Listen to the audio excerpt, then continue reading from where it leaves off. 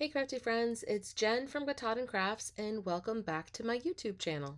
For today's project, I am using die cuts from Cottage Cutz.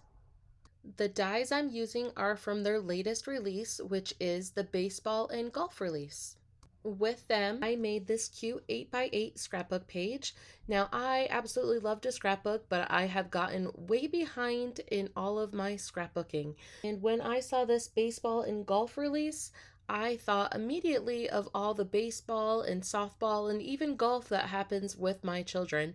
And I thought that this would be a great way to get back into the scrapbooking.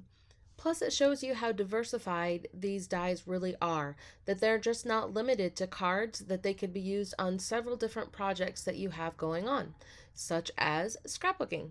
To start my project, I cut out several different colors in the baseball batter silhouettes, the baseball phrase and with shadow, the baseball glove, bat, and ball.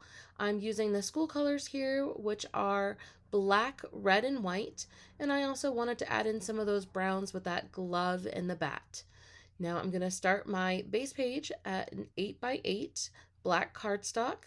And in my stash, I had this cute baseball paper, and I cut that in 7.5 by 7.5 for a perfect frame on that. And then I printed out several photos of my son in a fun game that they did at this school with the alumni of the high school. Now, as you can see, I knew I was going to go with that larger photo, so I went ahead and framed that with the black. And now I'm just going to play around with some of these smaller photos to see which one I liked best for the composition. And I did want to show some movement and some action, so I chose that smaller one with him making that catch there on first base.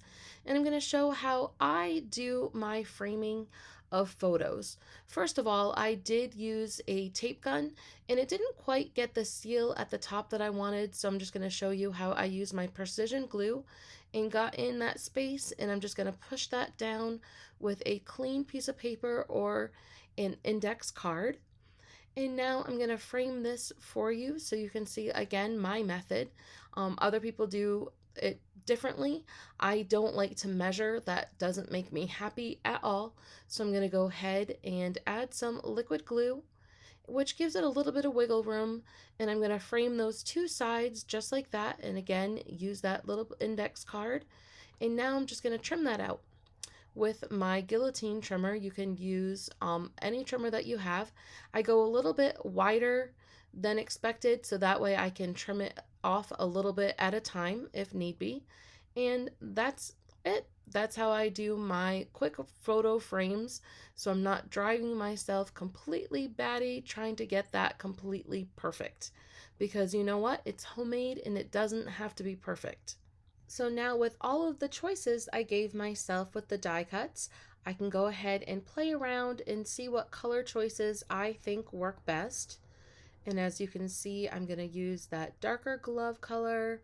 I like the way that the red really pops up off that black background.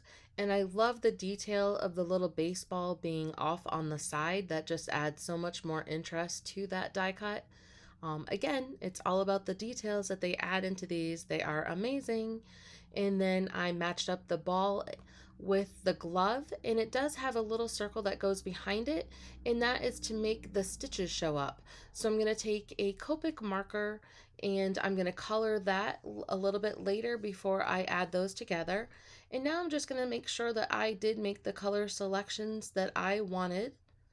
And I like the way that the black is on the back, and because it coordinates really well with that frame in my mind.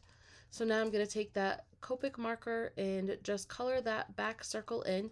And I could have cut that out unread as well. So either way, it would have worked to back up that ball and have those stitches pop right off the page. And now time to put all of this together. And I like to use a really fine tipped glue.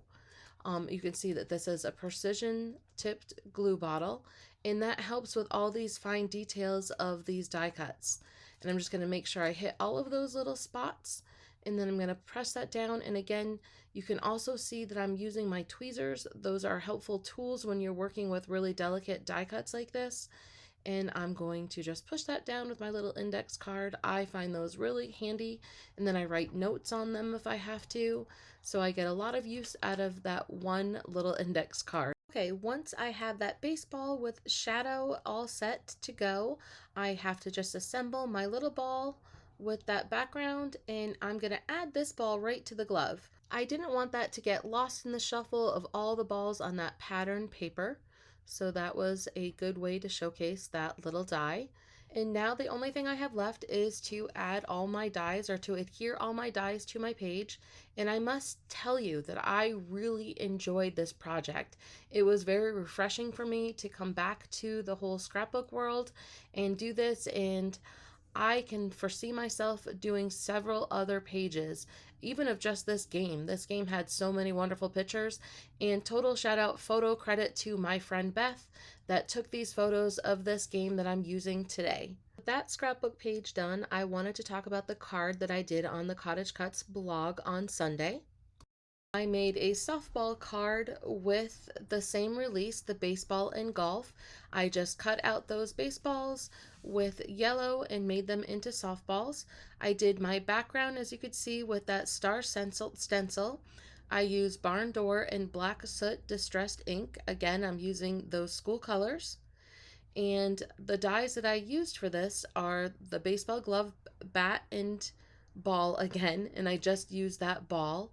And then I'm using the baseball, but we made it into a softball, which was very simple with cutting that out into that bright yellow color and then those detailed stitchings.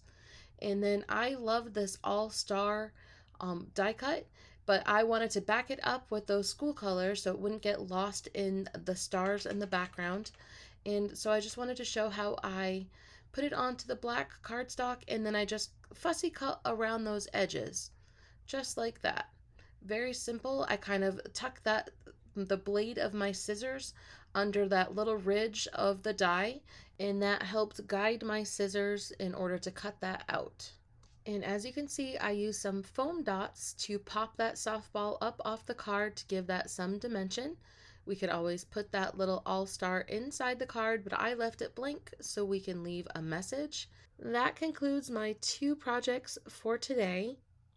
You can head on over to the Cottage Cutz YouTube channel. If you like and comment on my video there, you will be entered into a giveaway that is for this baseball phrase with shadows die.